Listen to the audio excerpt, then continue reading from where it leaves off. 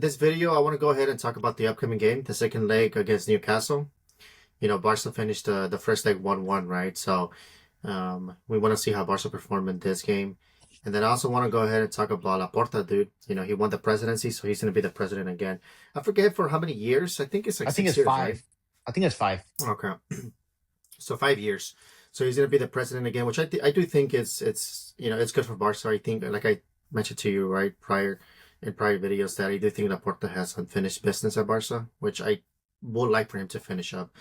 So yeah, and then anything else, we can talk about the lineups as well. We can go into detail with some players, like Cancelo, right? Gavi's back. Yeah. Ferran Torres, of course. So we're always going to talk about him up there. But yeah, anyways, I wanted to start off with the Newcastle game, dude. So what do you think about the second leg? But tell me what you think, how Barca can play, what's score predictions, the lineups. Yeah, give me your thoughts. I think time in and time out, bro, this season, both you and I have both mentioned that Barcelona tend to kind of be up and down, right? They give us good games, then the next week they give us an all right game, an average game, and then the following week after that they give us like, ugh, like nah, Barcelona just getting through, right? And I don't know, to be honest with you, bro, I don't know if it's a lot has to do with the fatigue. Barcelona are playing a lot of games, but so is Newcastle, right? And so with that being said, when Barcelona played against Newcastle, the first leg, bro, both you and I were texting each other, and we said like, man, Barcelona just look just tired, bro. They don't look like they don't have intensity at all. They don't want to run. You can say pressure. And to be fair, I think that Newcastle was pretty much pressuring, and they looked like they were in the second speed compared to Barcelona. And I honestly believe that yes, Barcelona should have lost that game because they played horrendous, right? And to be honest, at the end of the game, before the game ended, Olmo does something in the box, which it's football. Something can happen. The Newcastle comes and trips him, player trips him, PK, right? But overall, in general, bro, from the first game, I wasn't impressed at all, right? I feel like Barcelona got lucky. They played bad. And there were certain players that also looked bad. Rafinha being one of them. Lamine Yamal, he looked like he was trying, but he also looked like he was fatigued. And I think a lot of the reason to that was, let's not forget that 2 weeks prior to that, or a week and a half prior to that, Barcelona had faced Atletico de Madrid in the second leg of the Copa del Rey, right? And you can tell that they got really exhausted. So I think maybe a lot had to do with that. So with that being said, now we fast forward a week later, right? I think that Barcelona, being the fact that they're going to be at home and they're going to be in front of 62,000 fans once more, right? I think that can probably play a huge role in it, right? Especially given the fact that they come off a 5-1 victory against Sevilla during the weekend in La Liga. And a lot of players, they look pretty good. So I can't tell you how many goals, right, they're going to win because it's football, but I will say that I believe that Barcelona wins. I would be really surprised, bro, if Newcastle eliminates Barcelona. That would really surprise me. Yeah, dude, I think a lot of people will be shocked. Actually, everybody will be shocked, bro, if Yeah. Newcastle eliminates Barca because we don't see it coming. Although Newcastle, at the end of the day, it's a game, right? It's a tie. Anything can happen. Newcastle, they did just beat Chelsea at Stamford Bridge 1-0 over the weekend. So it's not like they're, a bad team or anything No, like bro, that. they're But like I do, yeah, it's a European team, Champions League. but at the end of the day, I do think a lot of people will be surprised, and I think a lot of Barca fans would be upset if Newcastle were to eliminate Barca. But yeah, going back to what you said about, some of the players, yeah, dude, in that game, it was just, man, it's crazy because you see Barca having some bad games defensively. We seen this whole season where Barca have had some really bad defensive games, right?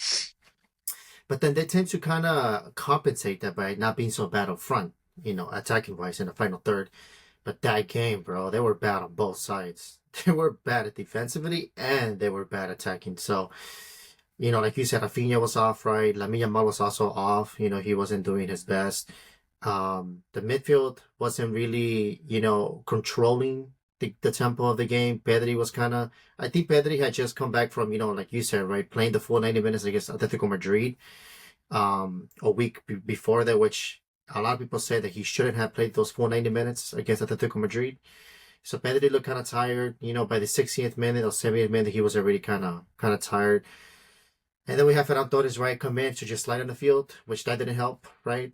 So, That was funny, bro. so yeah, that game, bro, it was just a bad game. It was a bad night. But see, this is the thing, though, dude. The problem is that Barca tends to have these bad nights in the Champions League quite too often. I want to say, and the problem is that when you have those kind of bad nights against a wrong team, they'll eliminate you. If you have those kind of nights against an Arsenal, right, at the Emirates Stadium, against PSG at Parc des Princes, even against Real Madrid at the Bernabeu, right, against Chelsea, against Bayern Munich at the Allianz. If you have a bad night like that, bro, against those teams, they will eliminate you.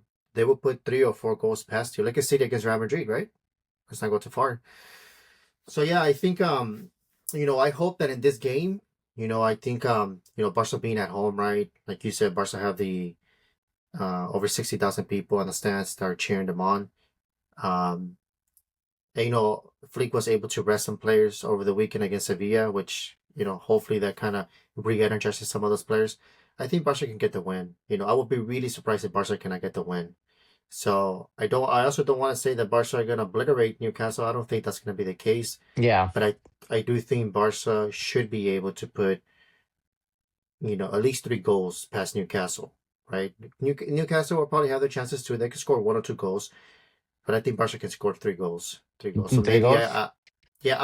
I'm thinking maybe a 3-1 or a 3-2 win by Barca.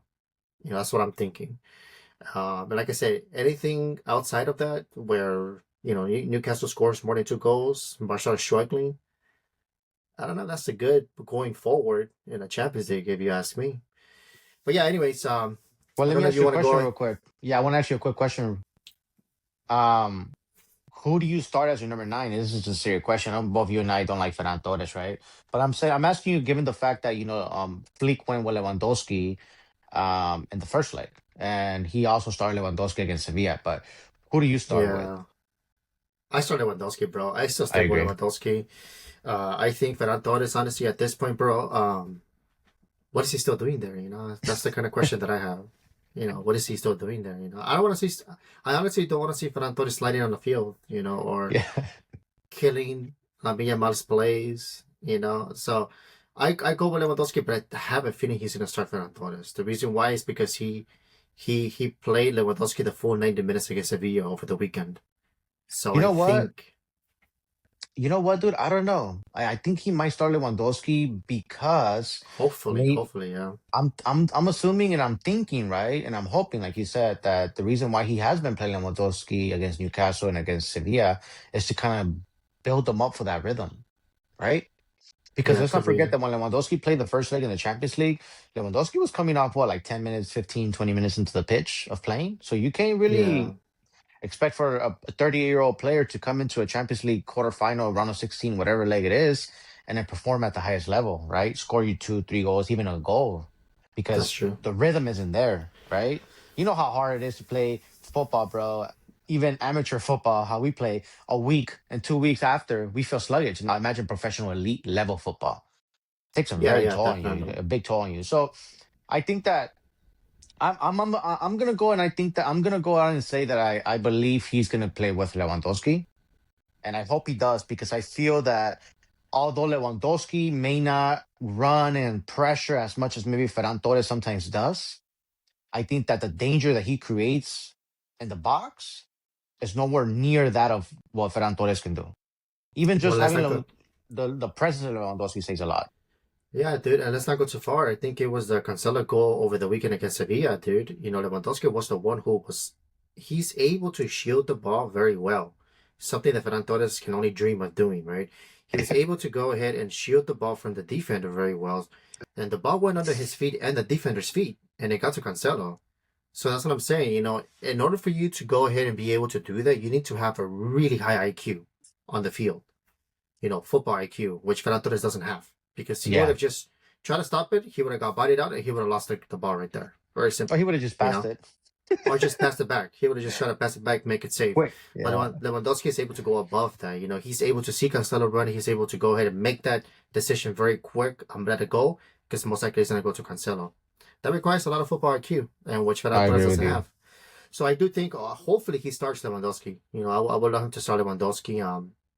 And then also, I did want to ask you, since we're talking about, lineups real quick, what about midfield? Do you think he goes with Olmo or do you think he goes with Fermin I think as he's a gonna go cam? with Firmino. Me too. Yeah, I I think think he so goes with because Firmino, but if you ask me, I think he should start Olmo and put Firmino in the second half.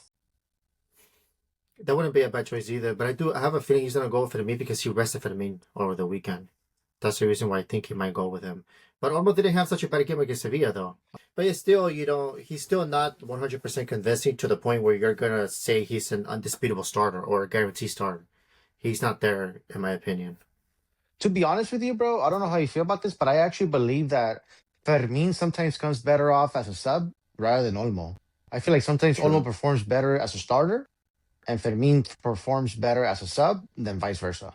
Sometimes when I see Fermin starting, I feel like it takes him a little while to get into that rhythm. But when he comes in, I feel like he gives Barcelona that edge that Barcelona need, like that running, The yeah, the energy, energy, exactly. And I feel like with Olmo, he doesn't come off the bench and gives you that. You get me? that's true. Yeah. And then another thing too is I know Cancelo's gonna play most likely because Red Ball is injured. And I think Gerard Martin he's gonna play him as a center back. But a question that I have is I am curious to see who he's gonna play as right back because I think Eddie Garcia is still out.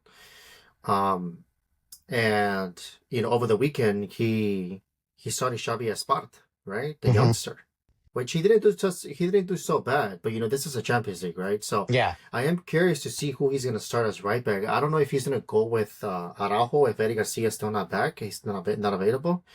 I don't know if he's gonna go with Araujo or if he's gonna go with Xavi Espart, play with him. So I think that in the first leg, he went with Rarajo as right Mm-hmm. back. So, and I think that obviously, like how you mentioned over the weekend, I think he went with Aspart. And I think the reason why is because he probably felt like it's a Liga game. I'm gonna go out and say I think he starts Araujo again, and I think he should. To be Yeah. honest, sometimes, and we both you and I have talked about this, right? Under Xavi, Araujo performed pretty good under Vinicius Junior as right back, and Yeah. I think as right back, sometimes you can. Araujo is not the most organized player there is, right? In Barcelona's defense, and I think that sometimes, obviously, he makes mistakes, right? And I feel Mm-hmm. like the right back position, you're able to make a little bit more mistakes. You can afford to make more mistakes than that when you're playing center back, at least for Barcelona, right? Or even in any club, to be honest. So I think he's gonna go Araujo. I think he's gonna go Araujo, and I think he's also gonna go with Cancelo, as he should go with Cancelo, bro, because both you and I, just real quick, have been talking about Balde's performances before the injury, how bad Balde had been performing, right? I don't know if a lot of people caught that, but both you and I did, and we kept calling Balde out like he would just kind of like just walk back sometimes, just jog back, and there was not that much intensity coming for him. And then now, bro, you have Cancelo who's been performing really good. And I think Balde's in trouble when he comes back. I agree. I think Balde doesn't have a spot guaranteed. And I also agree with you that I think he's gonna go with Araujo. And another reason why I think he's gonna go with Araujo is because of the height that the Newcastle players have, the defenders, and especially in corners. Mhm. They're very tall, bro. Extremely Yeah. tall. They're monsters. So I do think he's gonna go with Araujo as right back as well. But yeah, I do think pretty much the rest of the lineups is gonna be the same. Lamine Yamal, Rafinha, right, and then you're gonna have Pedri, you're gonna have Bernal in the middle, Gerard Martin and Kovarci as center backs. I don't think that nothing's gonna change from there, I agree with you. unless there's like a last minute injury. But yeah, I guess we could go ahead and talk about Laporta, bro. How he won the elections. I did say that I thought it was gonna be close. I thought it was gonna be closer than people thought, but it was not. it I was wasn't. essentially a it was essentially a 70-30, bro. 70% Yeah. of the votes went to Laporta and only 30% went to Font, which I found that kind of surprising. I thought it was gonna be much more tighter than it really was. You know what, bro? I'll be honest with you. I think it surprised me, but then after, so it did surprise me originally when I saw the results. I was like, oh, wow, 70-30, like you said, right? It was like, man, it's a big gap. But I think the only reason why it surprised me, if I'm being honest with you, at first was because I guess the hype that was going around Xavi's words. You get me? Yeah. But I think that if you look at it from a sporting, you know, I guess perspective, I mean, bro, I think we can pretty much analyze and say that Victor Font was just pretty much throwing stupid names out there just to kind of throw them out, right? A lot of times he mentioned Messi, Guardiola, right? And he was pretty much just instead of kind of speaking about a good project, he was just kind of pretty much just saying, I'm gonna bring this player back or this person back, this legend back. And let's not forget, right, that at the end of the day, bro, we live in a world where people in football, as much as me and you do as well, we see the results that are going right now, right? And we also saw what happened on the Bartomeu. And then we also saw what happened when Laporta came back and how much you can say he had to do to bring back the club to this level again. And so with that being said, I think after I was like, okay, no, maybe it doesn't surprise me because I think Font originally wanted to fire Deco, which both you and I don't think that's a bad idea to be Yeah. honest. We could talk about Deco at another video, but we know why, right?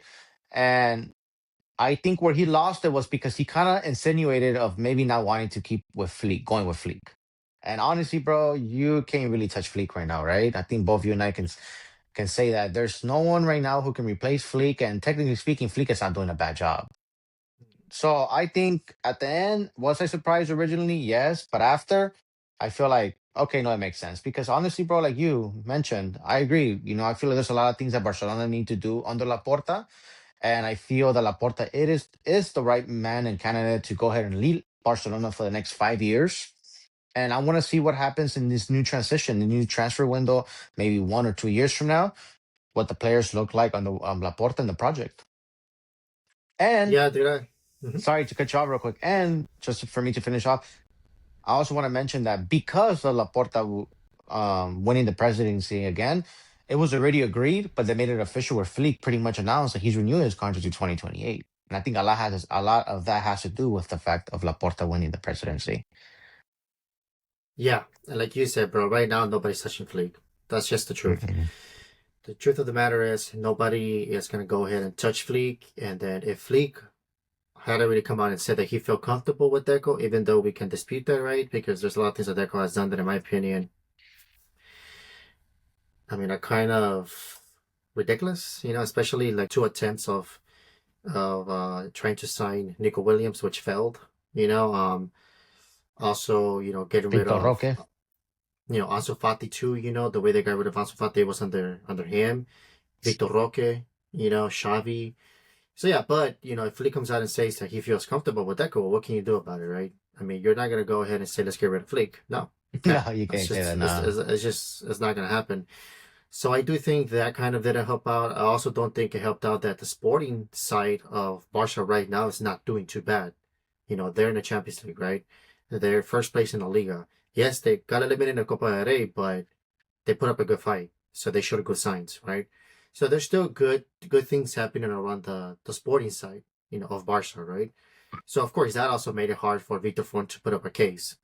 And then another thing too, like you said, he was just throwing names out there, and I think the one that really, really tarnished his reputation was the Haaland one, bro, where he was.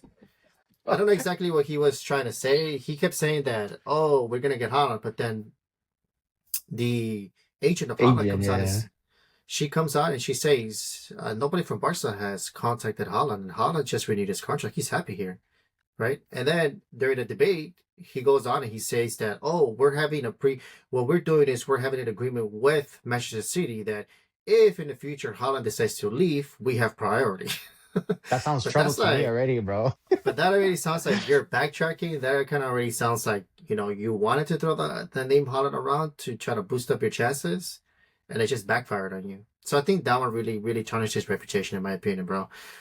But yeah, I do think like we said, right? I think Laporta has unfinished business at Barca. I do think that Laporta is the best candidate to finish that business. One of the business is the stadium, right? I would like to see the stadium finished, right? Being rebuilt under Laporta, because he's the one that started it. It started under his presidency.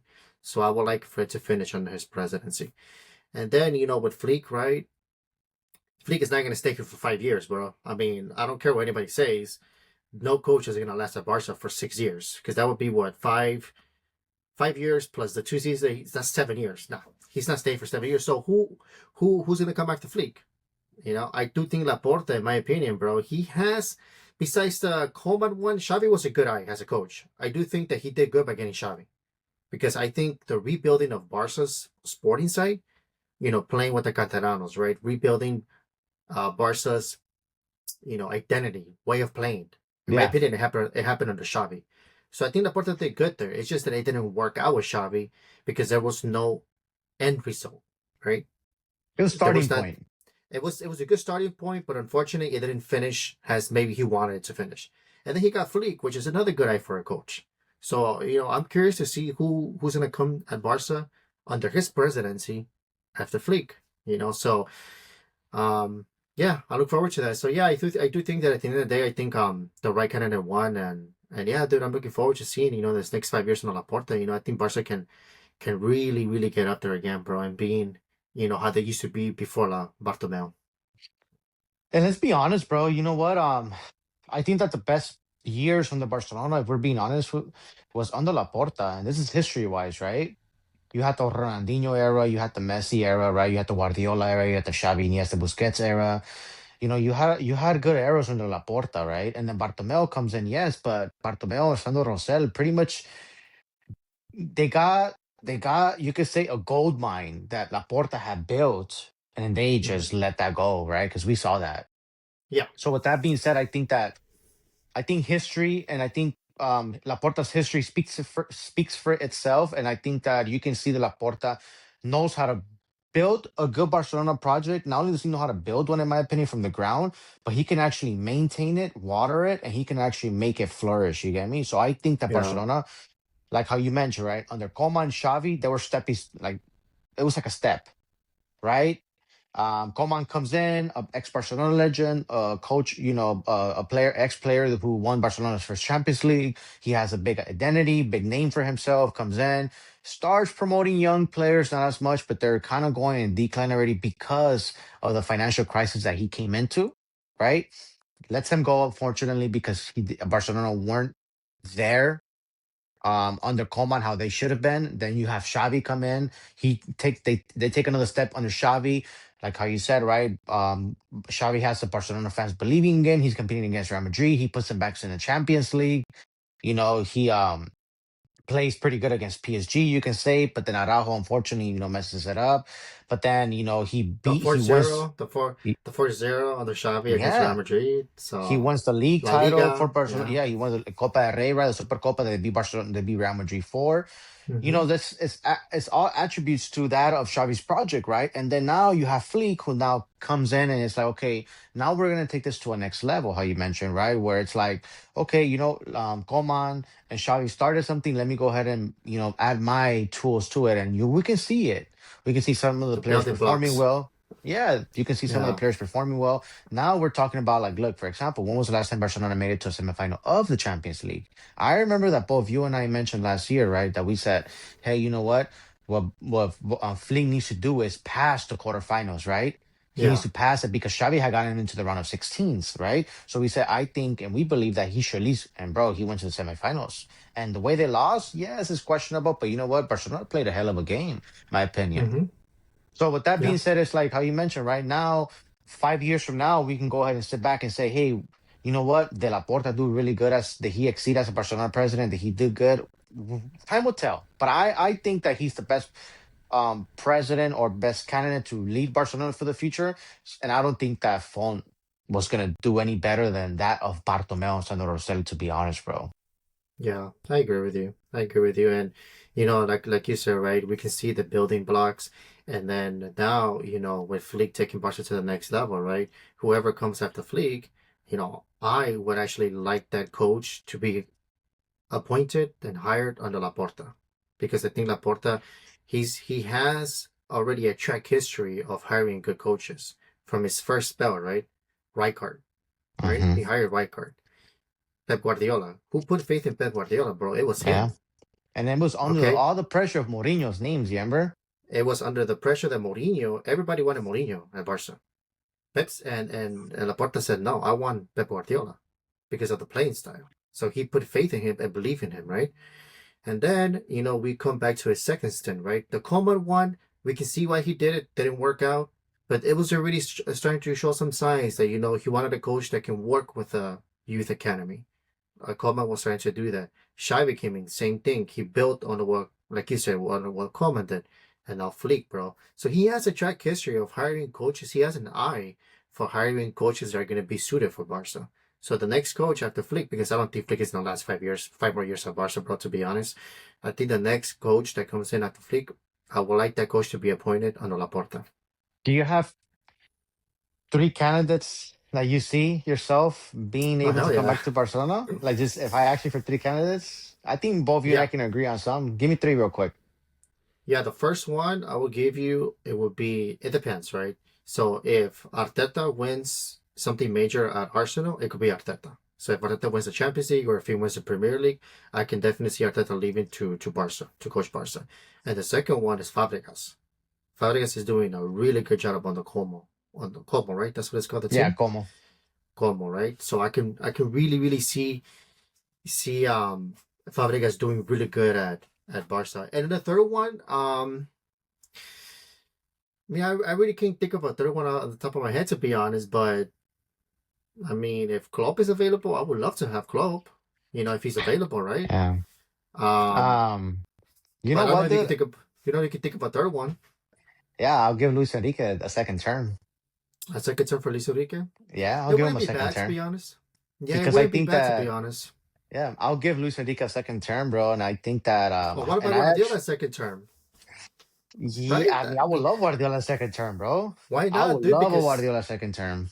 because think about it, bro. Why not? He's pretty much gonna leave City in the next 5 years. Let's say Flick decides to leave in 3 years. In 3 years, I think Guardiola will be out of City. Who knows? Maybe Guardiola's available. He comes back just for a second spell at Barca. Why not? I see Guardiola going more though from when I hear his press conference and talk, bro. I see him um more into the verge of going into like the other countries like Italy, maybe trying to coach the Yeah. Mexican League at some point, or Or maybe trying to coach PSG. it, or yeah, a PSG or a national team, right? And Yeah. with Luis Enrique, sometimes I hear him say like, "Well, who knows? Maybe I'll go back to Barcelona." He always says that. Yeah, that's true. Who knows, bro? But I actually do agree with you. I actually would put Arteta and Fabregas. But for me, Mm-hmm. Arteta first. The only reason why is because I think that Fabregas would do good at Arsenal after Arteta leaves, True. right? Because you want to give him more of a responsibility for a bigger club. So from Como go to Arsenal for Fabregas, and then for Arteta, you can say that Arsenal will be like a good, you can say foundation, and then bring that over to Barcelona, the mentality, like the mindset and everything. And Arteta Yeah. came up, he played on the Barcelona's cantera, so hey, Yeah. wouldn't be a bad idea, bro. To be honest, so I agree with you. Yeah, so we'll see what happens. Like I said, the good thing is that, Laporta's gonna be here for 5 more years, so I look forward to him, dude. We'll see what happens. And the last subject, bro. Quick question is: do you believe, bro, that Balde is in trouble, bro? Do you believe Balde is in trouble given the position? Obviously the way Cancelo has been playing. When Balde returns from injury, do you think Balde is going to regain his spot right away, or do you think Cancelo's just going to be like, hey, hey, hey, wait a minute, because Cancelo's been playing pretty good, bro. To be honest, bro, how old is Cancelo? He's like 30. He's like a little bit over 30, if I'm not mistaken, bro. Okay, so he's still not that old. So I do think that when Balde comes back, bro, I think he's gonna have to fight for a spot again because I think Cancelo right now he has a spot. So I Yeah. think right now it's Cancelo. Second, it could be Balde, but if it's not Balde, it could be Gerard Martin.